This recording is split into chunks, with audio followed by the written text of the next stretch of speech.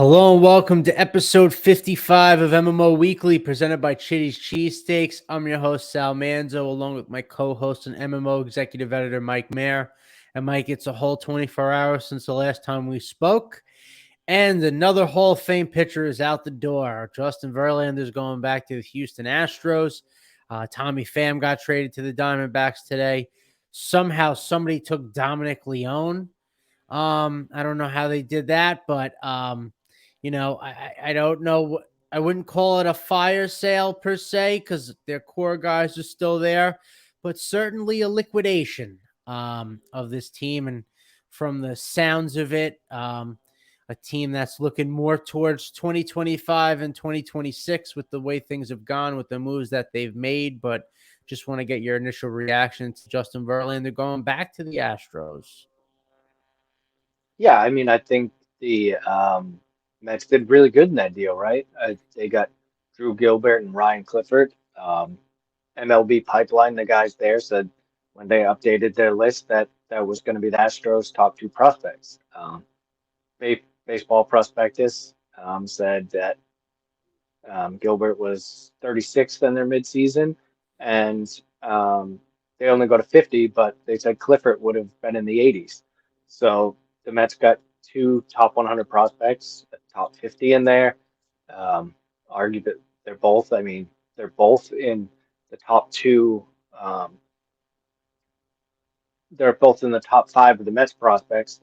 And so, yeah, I think the Mets did well there. I think we can certainly talk about whether it's a good idea to deal Verlander or not and kind of the direction. I think that's the overall conversation that we're going to have. But um, with the Mets deciding they were going to deal Verlander, and I think him obviously being pretty clear, I think as we kind of watch this play out, and that things didn't get more serious with the Dodgers or some other teams like the Orioles or some others that could have certainly had better farm systems than the Astros. I think it was pretty clear that Verlander wanted to, if he was getting traded, that his preferred spot was Houston, which makes sense. I mean, that's where he was before he came to the Mets.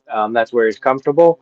And the Mets, it's not like he forced the Mets to trade him to a team where they didn't end up getting good value back. I think you can certainly say that they're good value back. It's pretty much been universal praise for the Mets in how they did in terms of prospect value. I mean, you got an outfielder in Gilbert who's at Double A right now. He was a first round pick last year. Clifford he was only 11th round pick, but he actually was the second highest bonus of that draft, which is more important than where you are actually picked in terms of talent. So he's been great this year. I mean, he's been terrific in high A, where he's got an OPS over 900, got 18 home runs there, and he's 3 years younger than the average age there. He is a very big time bat. Um, so I think the Mets, yeah, I think the Mets did well there.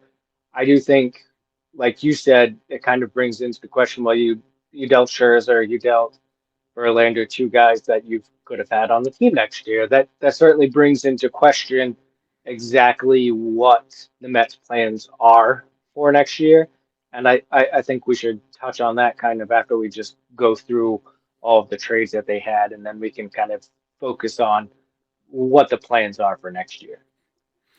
Yeah, I mean, just overall, this was all obviously a worst case scenario, right? This whole deal. No one, I think, saw, come Christmas time, that you wouldn't have Scherzer or Verlander on the team by August of this year. But, I agree that I don't think the Mets did bad with the Verlander trade as far as what they got back. What does frustrate me a bit is that you trade Justin Verlander and Max Scherzer, and you are obviously eating a lot of money. And I didn't see any pitching prospects come back or any at least major league, like high, like major league ready arms from the two of them. That I think gave me a little bit of pause. I know obviously Houston doesn't have a ton of or didn't have a ton of prospects. Their farm system isn't as deep as others. I was hoping, they could do something. If they would do something with Verlander, it would be the Dodgers, because obviously they have such a deep farm system. But I was a bit surprised with those moves made that they didn't come out with like a high level pitching prospect, if that makes sense. Yeah, I don't think that's particularly something you do in trades. I mean, we've talked about it with the draft. You don't really target um, position. I don't think you really do it in trades all that often, too, especially on a rebuilding team or a short rebuild, I guess is the best way I would explain it, and how I'm going to talk about it later. Is look, the Mets are going to compete next year, I think, and you have Cohen, so you can fill those type of holes via free agency. That's literally what they did the last 2 years, was fill the pitching holes through free agency. Obviously, you don't want to keep doing that, but again, something else we'll get into is that the Mets farm system is getting better on the pitching side. You could actually, before the trades, argue that's one of the strengths of the Mets farm system is the starting pitching that they have that has looked very good this year. I mean, they have Mike Vasil in AAA.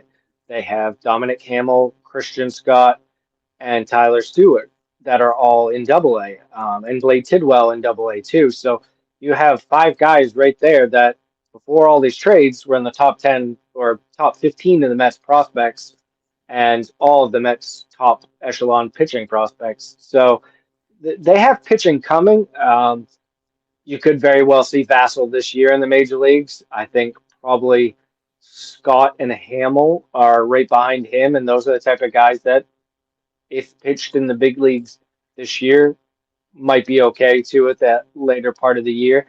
And all of these guys are realistic to see the big leagues next year, at some degree. I mean, Vassell is the type of guy that I think could give a bunch of innings next year, and Tidwell would be more of the, well, maybe in the second half, we see him. But I think to your overall point, I just don't think you want to take lesser prospects, I guess is the best way to say it, simply because you want pitching that's close to the big leagues. The Mets kind of tried that avenue when Sandy Alderson was the GM, and they ended up with a bunch of bullpen arms that were close to major league ready.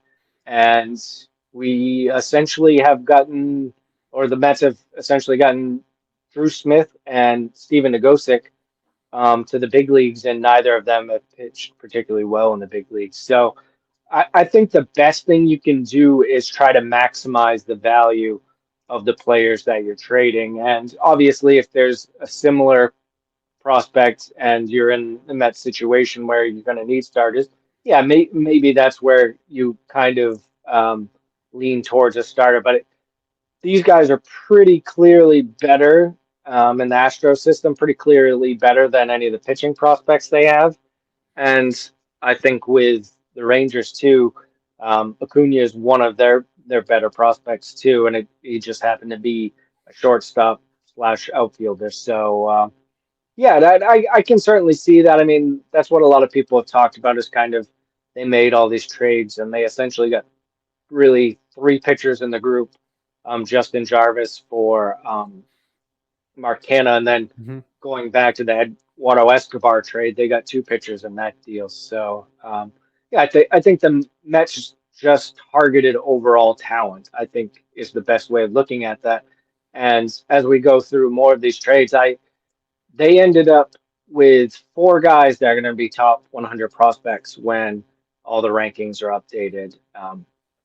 We just talked about Gilbert, who's going to be a top 50 guy in a couple of lists. We talked about Clifford, who we know is going to be a top 100 guy in at least one list. Marco Vargas is going to be a top 100 guy in a couple of different lists.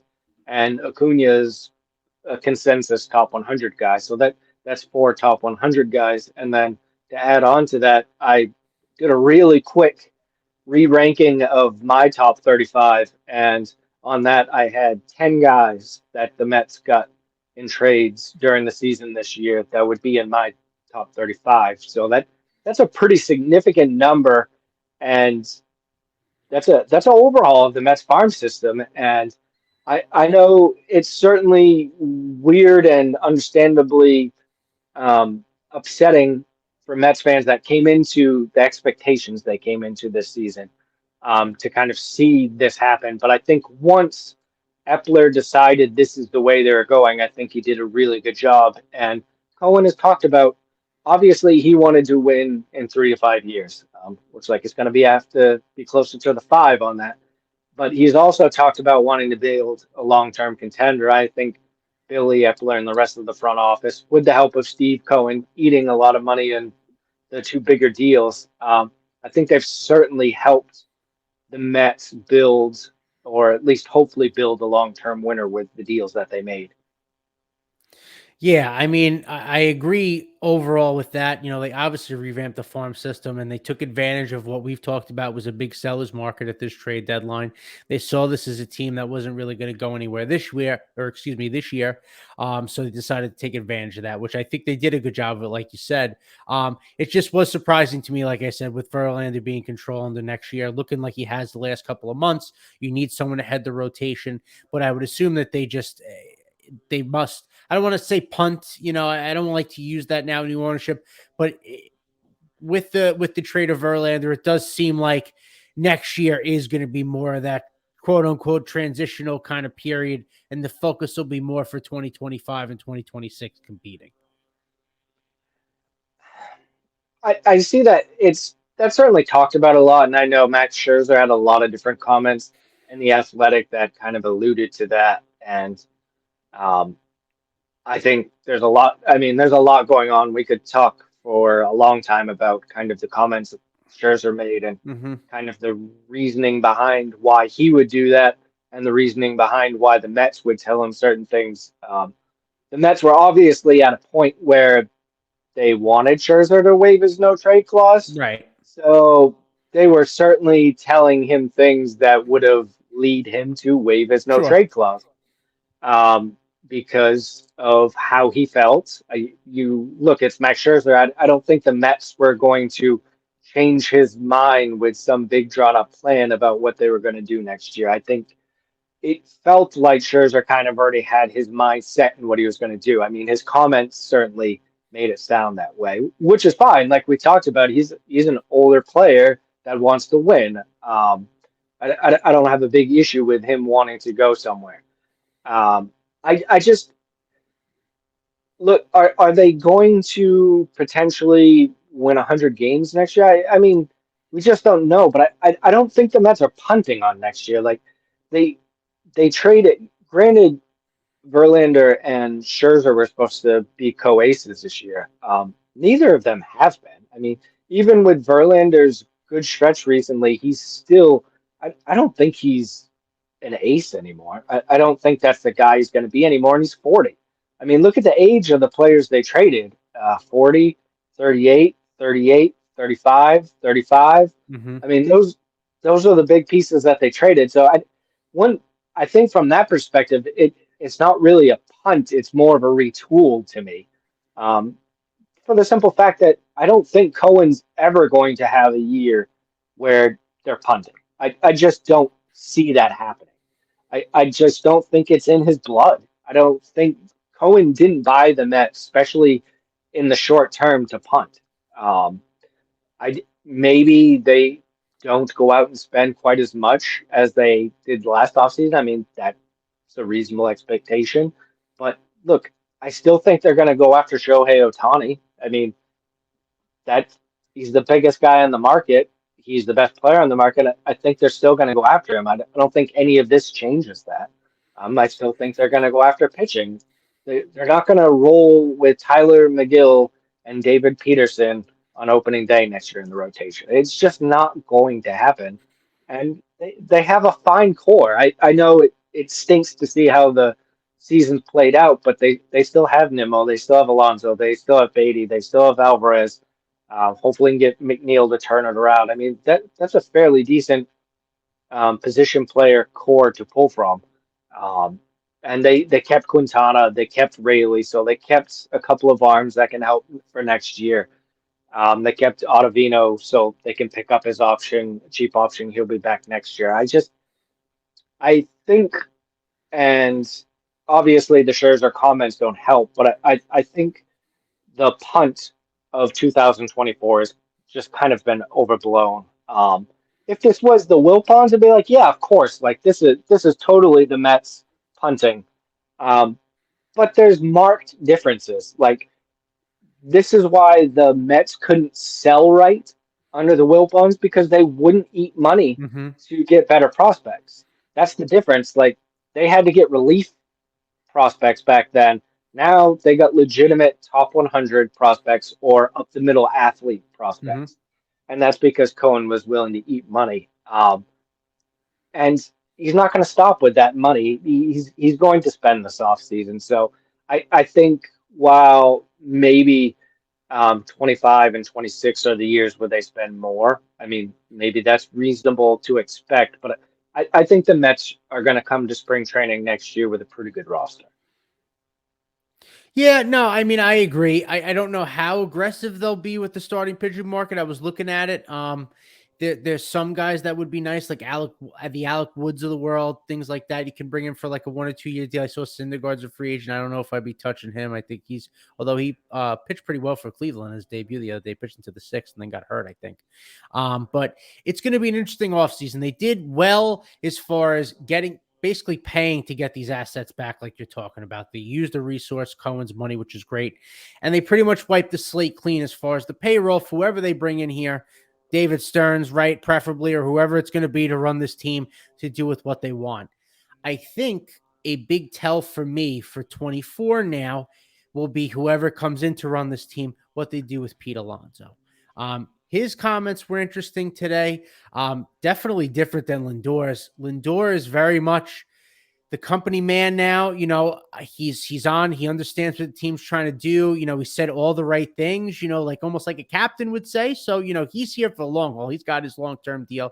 He's saying all the right things. Alonso is interesting because he's talking more about he's just trying to control whatever he can control, try and play and win ball games as he can.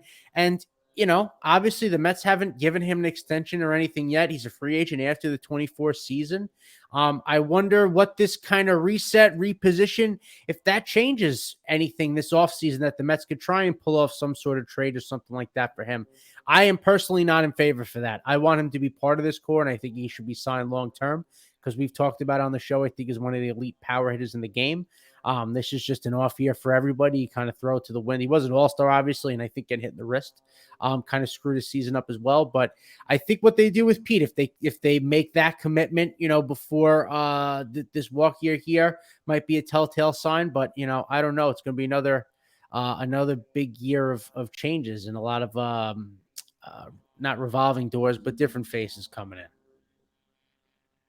Yeah, and I think what you'll kind of see too is I do think, look, it's kind of the elephant in the room, right? The David Stearns. I think David Stearns is going to be with the Mets next year outside of him completely flopping on the interview or him deciding that he doesn't Right. want it.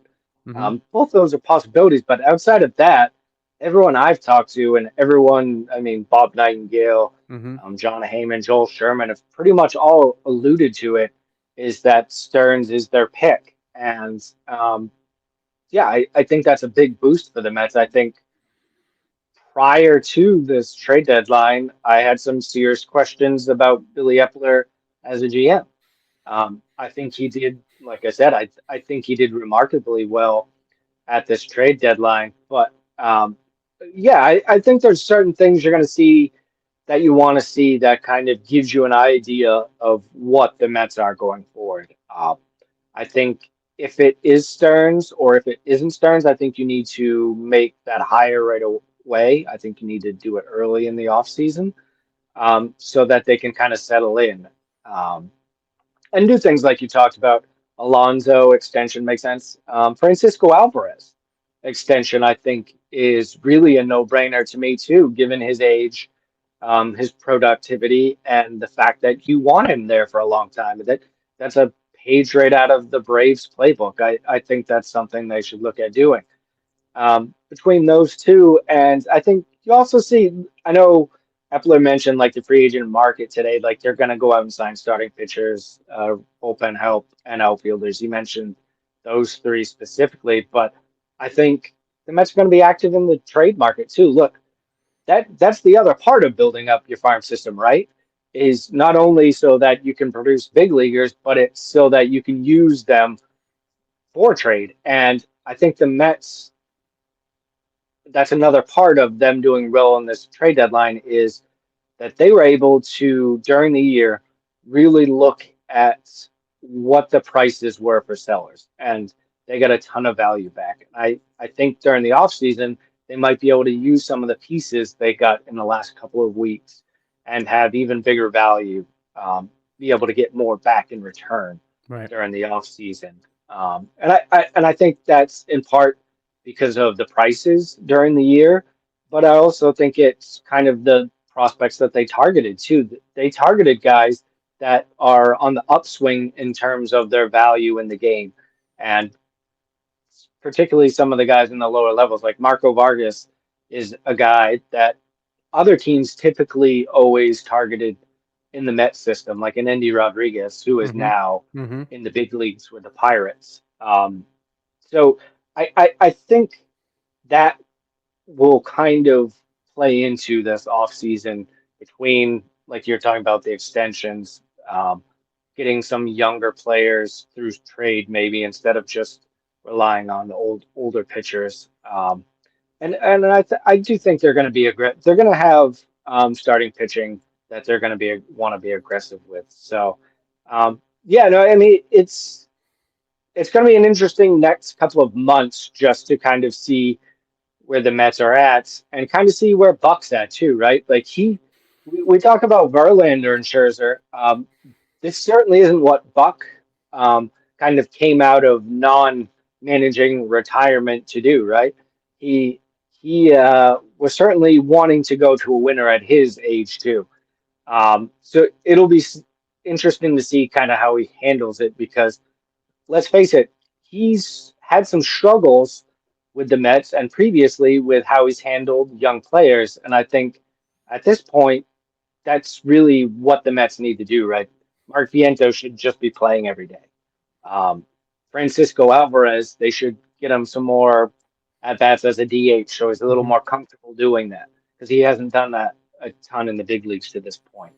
Um, Ronnie Mauricio at some point, once they get kind of his defense figured out, get him to the big leagues and get him some at bats up there.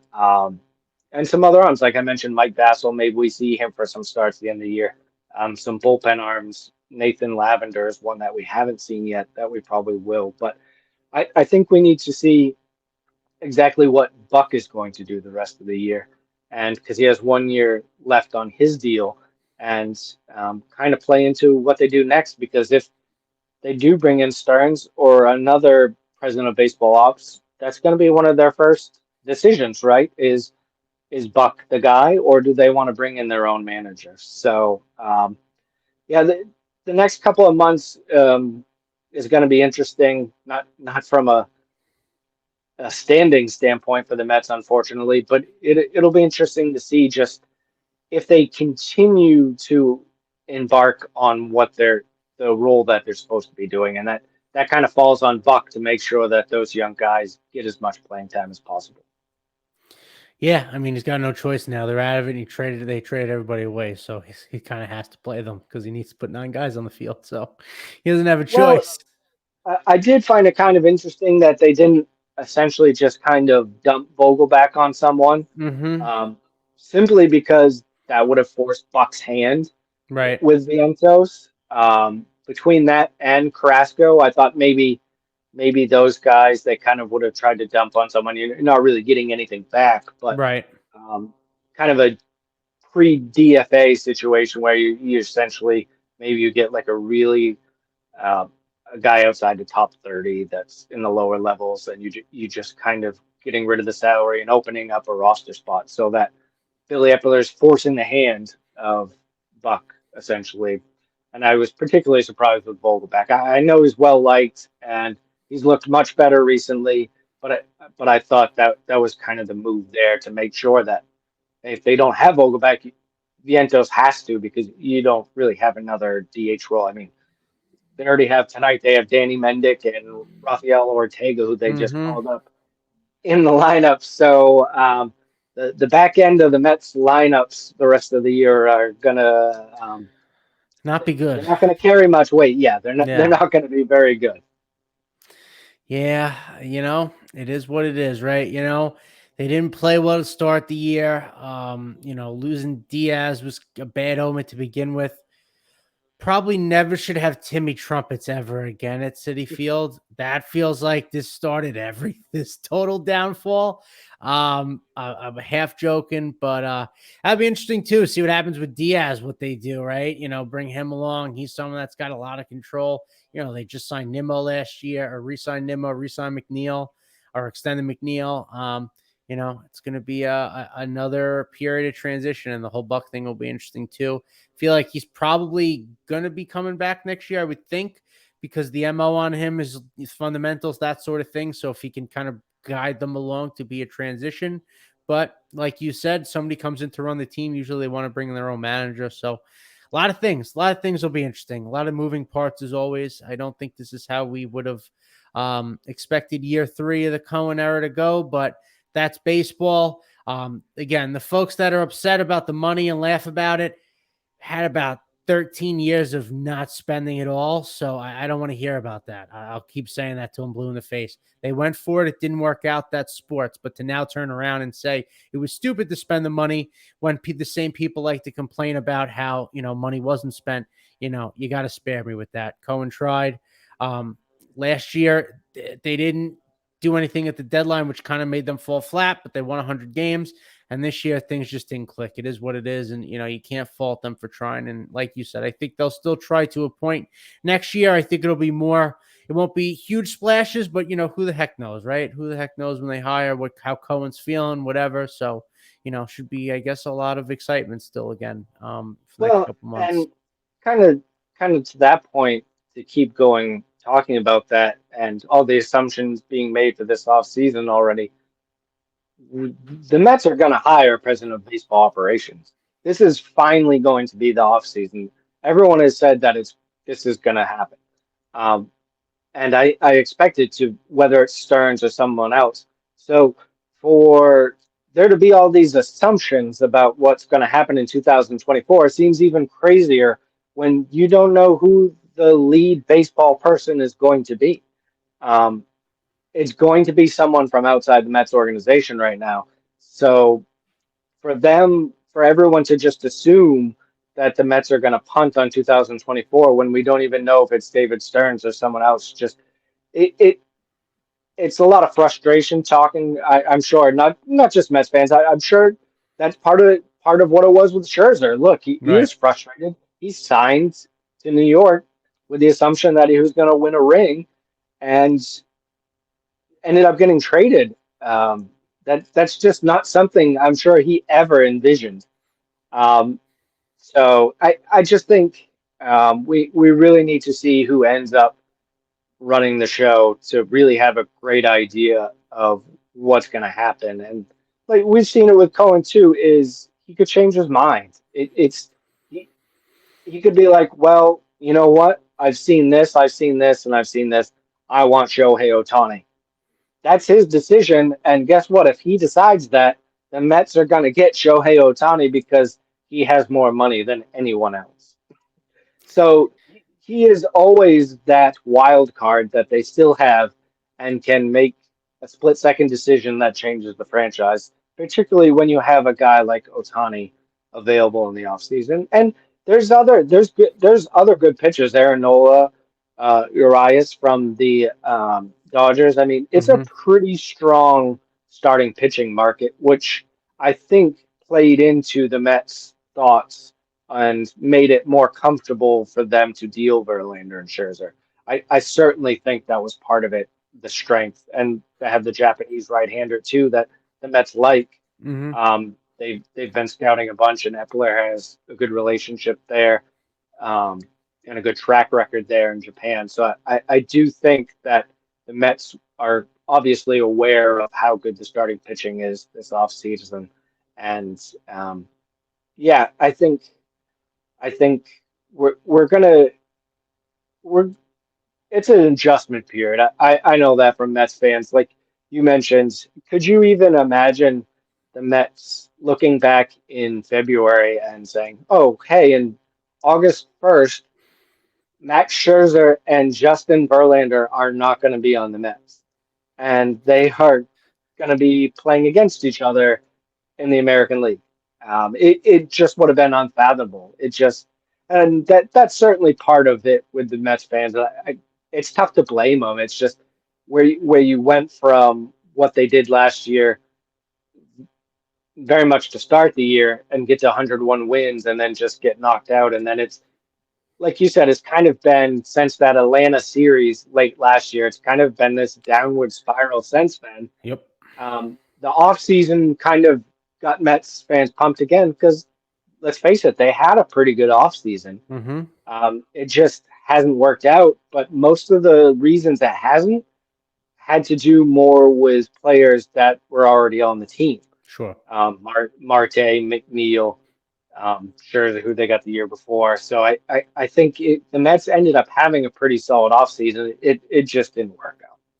Yeah, no, I agree. I agree there. It didn't work. Mostly it was trying to just retain the team that they had from the year before. And, they brought in some different people. Like you said, replacing the ground with Verlander and things of that nature. It didn't work out. And if you would have told me that in February, I probably just would have looked at you and said, so the worst case happened. And that's how it goes. Because there's people in the back of their heads that are saying Max Scherzer won't give up another home run as a Texas Ranger because he took his Mets uniform off, because that's what happens when, with the Mets. Trying to change that with the new ownership and all that, trying not to think like that. But when, like, the history books are now going to call this the most disappointing team of all time, that's what you think of. So it is weird that Scherzer and Verlander are both now, they go from teammates to now competing against each other for an AOS division title. Yeah. And pennant race, that's going to be pretty crazy, but you know, And there's a chance those two teams meet in the first week of September too. sure. So there's a chance that Scherzer and Verlander will have started the year with the Mets and will pitch against each other in a pennant race So then my in the last question American is, League. in August, or later this month, when the Rangers come to Citi Field, does Max Scherzer get a tribute video along with Jacob deGrom? Oh yeah, that's super weird. I'm guessing that maybe DeGrom doesn't travel with the team. He doesn't always. He didn't even always when he was Right. with the Mets when he was hurt. So that will be interesting to see if DeGrom does travel with the team in that case. But yeah, I mean Max Scherzer will definitely get a tribute video. But yeah, it's weird to think about. I mean, particularly next year that if DeGrom gets healthy, that you could see DeGrom and Scherzer in the same rotation. Yep. Um, just not something Mets fans want to think about, of course. No, I mean, obviously things didn't go well for DeGrom, so it's, that would have been a whole nother mess. If DeGrom Well, yeah. resigned, that would have been a whole mess in itself. So it's, they would have been screwed no matter what, So I unfortunately. mean, the Mets right now are looking pretty good with the Verlander signing. Look, Sure. they got some decent ball out of him, and they got two top 100 prospects for Absolutely. signing him. Yeah. And DeGrom is on the shelf for a year and a Right. half. Right. So, I mean, so far it looks like the Mets made the right choice, but like I said, it hasn't worked out for a myriad of different reasons. Right. No, it'll be interesting to see how the next couple of years go now with the players that they acquired. Like you said, this offseason should be very interesting, but still 2 months of baseball left. Maybe Bartolo Colon doesn't retire. Maybe he takes the ball for a few starts because they need some warm bodies. We'll see. That's weird in itself. We don't even need to talk about that much. Mm, It was fun Well, here, whatever, but I you, don't understand that I guess maybe they saw that the season was in the toilet and they thought they could sell tickets that way. you brought it up, so we are going to talk about it. I think it's really bizarre. Yeah. Like he had the memorable home run, and that'll be like one of those moments that Mets fans never forget. Baseball fans won't forget just because of how quirky it was. But outside of that, yeah, I mean there's he wasn't great for the Mets. He was just a serviceable He pitcher was just for more two, It was more two entertainment and a than half anything years. else. Yeah, Yeah, and I mean, there's some weird stuff in his background where he's got sure, two sure. Yep, families and he's got a PD yep, suspension, yep. and he's played with a ton of other teams. Yeah, So it does honestly feel kind of weird that he's yeah, it just is.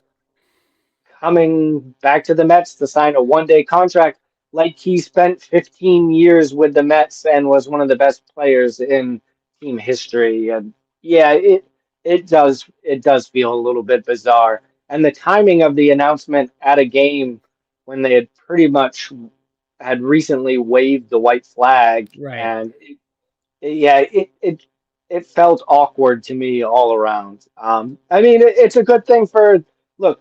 There's fans out there that still Sure, love Bartolo sure. Colon, and I'm happy for them that they get this day where the first 15,000 can get this cool That T-shirt. shirt, yeah. It'll be a memorable day for those fans, but it on an overall tone, it does just feel a little bizarre. Yeah, no, it's strange. I'm telling you, if the Mets were 10 games over 500 and fighting for the first wild card of the division, I don't think they have a Bartolo Colon retirement day. It's fine though. You can't knock it. Try and make some extra money. Steve spent all this money this year. He's got to recoup some of it back. But it's strange. It is what it is. One of those quirky Mets things. So I don't know. It wasn't even close to his prime when he pitched for the Mets, but it's fine is what it is. Unfortunately, that's the highlight of the end of what we're talking about of the show, and that sums up the season, I guess. So we'll leave it Yeah, I there. think so. To end the show, Yeah, we'll be previewing the rest of the ends of our show. sure. Um, the good news is, the end of the show, we typically talk about the minor leagues. And when we do that now, I think we can certainly extend those conversations. I mean, the Mets went from one of the bottom tier farm systems following the graduation of Right. Alvarez and Beatty from the list to, I mean, they're definitely in the top half, and I know some outlets will have them in the top 10. So their farm system is very good now, and it's something that we will look forward to talking to more often. Yeah, absolutely. And I think, if I'm not mistaken, Acuna made his organizational debut the other day. He is in the lineup tonight. I think Tonight. as we started recording the show, he went 0 for 3. All But right. Well, they lost the trade. What can you do? Yeah, Vargas and Hernandez had great first games in the FCL. The ones that made their first. So yeah, we'll keep talking about all the prospects that they got, and some of the draftees will get into action later this week too. Awesome. Yeah, no, we'll have that to at least look forward to. It's always the future with the New York Mets. Always looking to the future. You gotta love it. But that's gonna wrap everything up for this episode. Hopefully, we're gonna have a third episode in the week. They can't trade anybody else, so we'll wrap it up from here. We'll catch up with you next week as the Mets go on. But until then, everybody, just keep the faith and let's go Mets.